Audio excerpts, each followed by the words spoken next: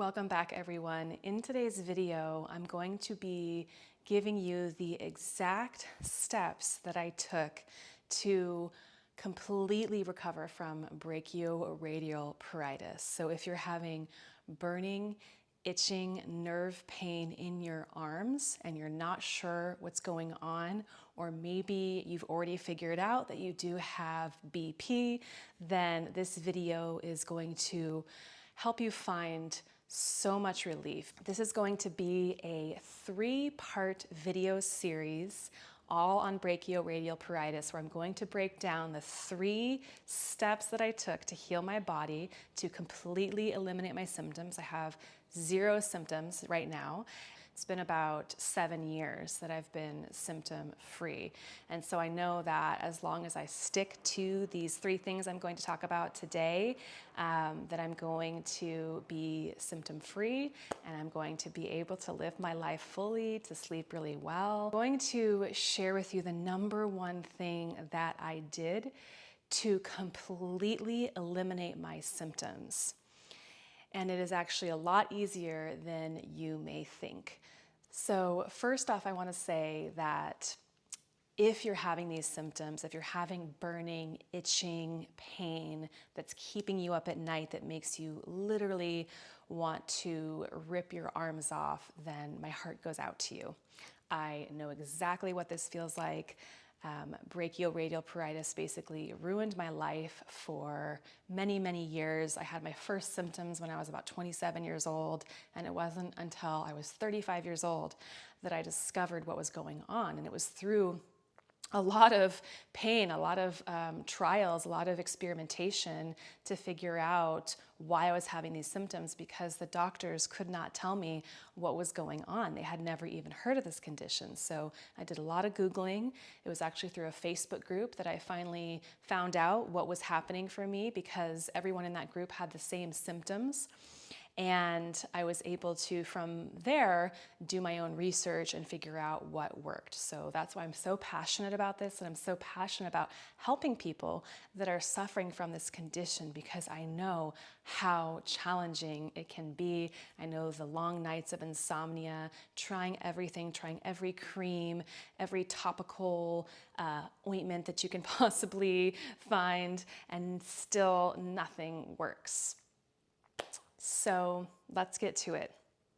In this video, I'm not going to get in the specifics about my own personal story struggling with brachioradial pruritus for so many years, but I did do a video on my story. If you want to learn more about me, about my journey, I will link it here so you can check that out. It's always helpful to hear that other people are going through what you're going through and that they've actually been able to heal. They're on the other side of it now, and they can talk about their journey and their story from a place of being recovered fully.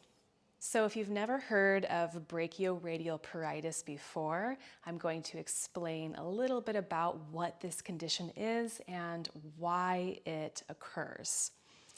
So brachioradial pruritus happens for 2 reasons, which is one of the reasons why it is so rare. And because it is so rare, it is often misdiagnosed. People that have this condition are often gaslighted by their doctors and healthcare providers, like I was, and it can be really challenging to find any information about this condition and to understand your symptoms. So the first thing that causes BP is a pinched nerve or degeneration in your cervical spine, more specifically in the vertebrae C5 and C6. The nerves that travel through C5, C6 go down into the arms. The second thing they find in people with BP is they have sun damage on their arms. So it's more common in places like Australia. And you'll see that in those countries where people will drive on the right side, they'll have BP more on their right arm. And in places like the United States, where people drive on the left side, they're getting more sun exposure on their left arm, and they'll have more symptoms on their left arm. For me, I grew up in Arizona, so I had a lot of sun damage, and I was always out in the sun. Of course, I wasn't covering my arms. That was not something that my parents had me do as a child. And so as a result, I had a lot of damage to the C nerve fibers in the skin on my arm. So the C nerve fibers are unmyelinated sensory nerves. And one thing that they do is they transmit the sensation of itching to the brain. So when these nerves are damaged through sun exposure, then you will have this sensation of incessant itching in your arms. But another reason why those nerves are so irritated is because you also have this pinched nerve in the neck, which is clamping down on the nerves that go down into your arms, which is why that burning, itching sensation happens. So it's the combination of those two things. And so that's why the number one thing that I did to heal from this condition so that I had zero symptoms was to cover my arms in the sun. And I mean 100% of the time, I didn't want to take any risks. So I basically bought myself an entire new wardrobe. I have a lot of long sleeve button-up shirts that I can use to cover myself up when I'm in the sun, when I'm wearing a tank top. You'll see right now I'm wearing a long sleeve shirt. And I have a whole collection of swimwear that are long sleeve bathing suits so that when I'm in the sun, when I'm swimming or when I'm at the beach, then I can cover my arms and no UV rays will go directly onto my skin. And I found that for me it works if I wear cotton. It doesn't have to be a, UPF 50 sun shirt. It could really be anything that covers my arms. So that's what I found for me. But in the beginning, if you haven't tried this yet, I would suggest trying the UPF 50 plus sun shirts just to make sure that you cover all your bases. And then once that starts working, you can experiment with trying cotton shirts and other types of materials. So the second thing that I did to eliminate my symptoms completely was to learn how to stabilize my neck, which wasn't easy at first because I was a professional dancer and I was doing a particular style of dance that required that you move your neck in this very specific way, which caused a shearing in the cervical spine. So I did actually have to stop doing that style of dance so that I could take care of my neck. And that was pretty sad at first for me because I had dedicated so much of my life to dance, but I was able to find other styles of dance, other ways that I could move my body that did not aggravate my neck. So for me, it was really helpful learning about having, the stenosis in C5, C6, because then I could work on elongating my spine. I could work on some exercises that could help to strengthen, and I could work on, like I said before, that stability of the neck so that I wasn't constantly shearing those vertebrae and that the inflammation could start to go down. So in my next video, I'm going to show you those exercises that I did that really helped my neck. But in today's video, I just kind of wanted to show you a few quick things that you could try today that will hopefully help you to reduce some of your symptoms so that you can start to feel better and to sleep better. But when it comes to covering your arms, it does take some time because, like I said, those nerve fibers are damaged and they need to heal.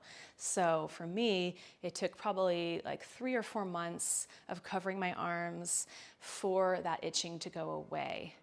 And then after that, because of having such a long period of insomnia and not sleeping for so long, I had to really retrain my body how to sleep.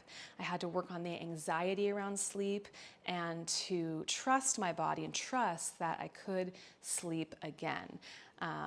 And so that was also a big part of my healing journey. So the third thing that I did to recover from this condition was to really nourish and take care of my body from within. So I started eating an anti-inflammatory diet, and at that time I experimented with the keto diet. I realized that that just didn't work for me. It didn't feel good in my body. I didn't also like being so strict about how many vegetables I could eat, how many carbs I could eat.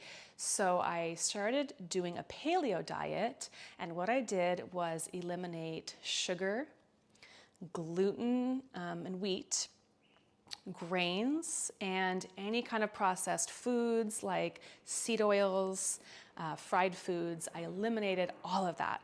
So that might sound very strict if you haven't tried a diet like that before. But I learned pretty quickly that there were a lot of fun things I could eat. I could still go out to dinner with my friends and try new types of food. I just had to be kind of creative with that. And luckily nowadays, there are a lot of products that you can buy at the store that are made with avocado oil or coconut oil, so they don't have seed oils. And there's even restaurants. I know where I live, there's 2 or 3 paleo restaurants, and so this is becoming more and more popular. But even if you don't live in a city that has a paleo restaurant or that serves food without seed oils, there are still a lot of ways that you can reduce inflammation in your diet. And the number one thing I would suggest doing is eliminating sugar.